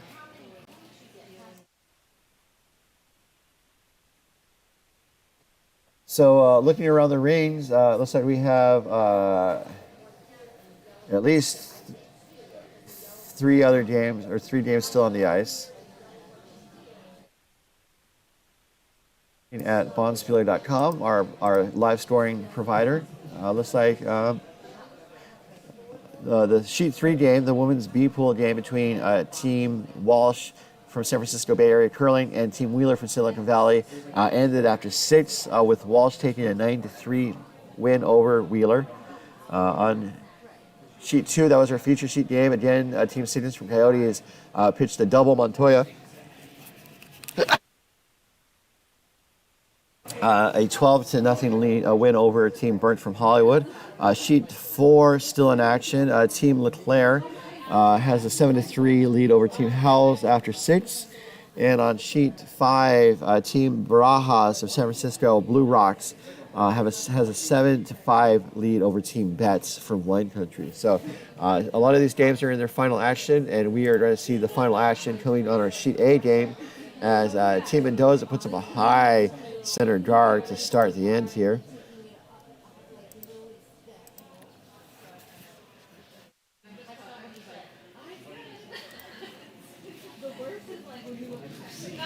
So this is the first stone coming from lead leg for Team Meyer.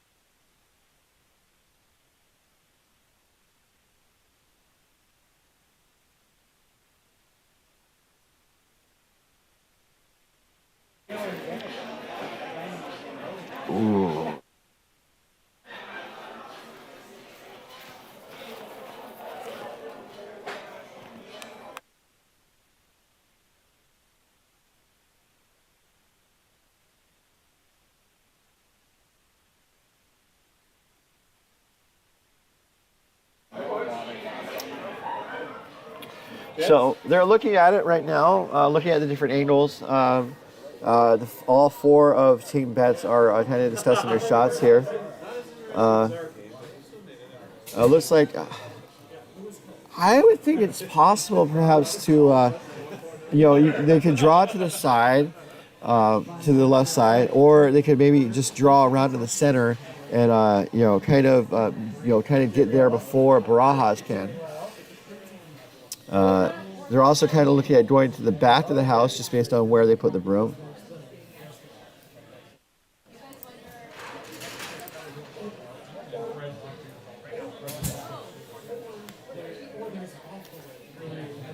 So looks like they have the broom down here. I think they might be trying to do that draw through the port and sit in the back of the house there. I think that's actually a good shot if they can get through the port. I guess the other possibility is to if they wreck on their stone and kind of roll to the side. We'll see. Someone in the chat was noting that looking to the center, but the draw to the wing is a bit easier with a bit more room, and then also would take away the draw path for the other team. So like this shot has to be right on target. I mean, they could wreck and still not have a horribly bad outcome, but this looks heavy and it's going to go through the house. So not the best outcome for Berndt, because now all Barajas has to do is nose hit or draw, and it looks like they're going for the nose hit for the win. I think he kind of called the front end to come and take a look, or called the skip down to take a look, just based on this overhead view. And skip's getting set in the hack. It looks like they have that shot dialed in here. And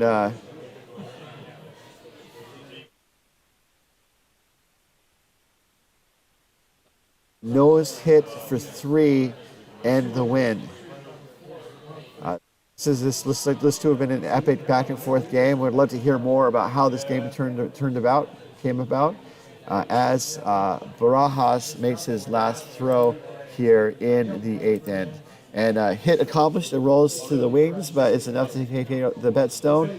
And that is handshakes as Team Barajas scores 3 to kind of hold off Team Bendt's comeback to secure a 10-7 win over Bendt's. So that will conclude our 4:30 coverage of the 2023 Men's and Women's Club Playdowns. Please do join us again at 8 tonight, where the match will be Team Pomeroy versus Team Howells. That should be also a cracker, as some say. So just as a final reminder, this broadcast is presented by authority of the Mountain Pacific Curling Association. It may not be reproduced or retransmitted in any form without the express written consent of the Mountain Pacific Curling Association. So for all of us here at MoPac and the San Francisco Bay Area Curling Club, this has been your host, Ryan Olson, joined earlier by Sean from Team Siggins. Thank you very much to him for being here. Saying so long and good curling. We hope to see you tonight at 8. And good.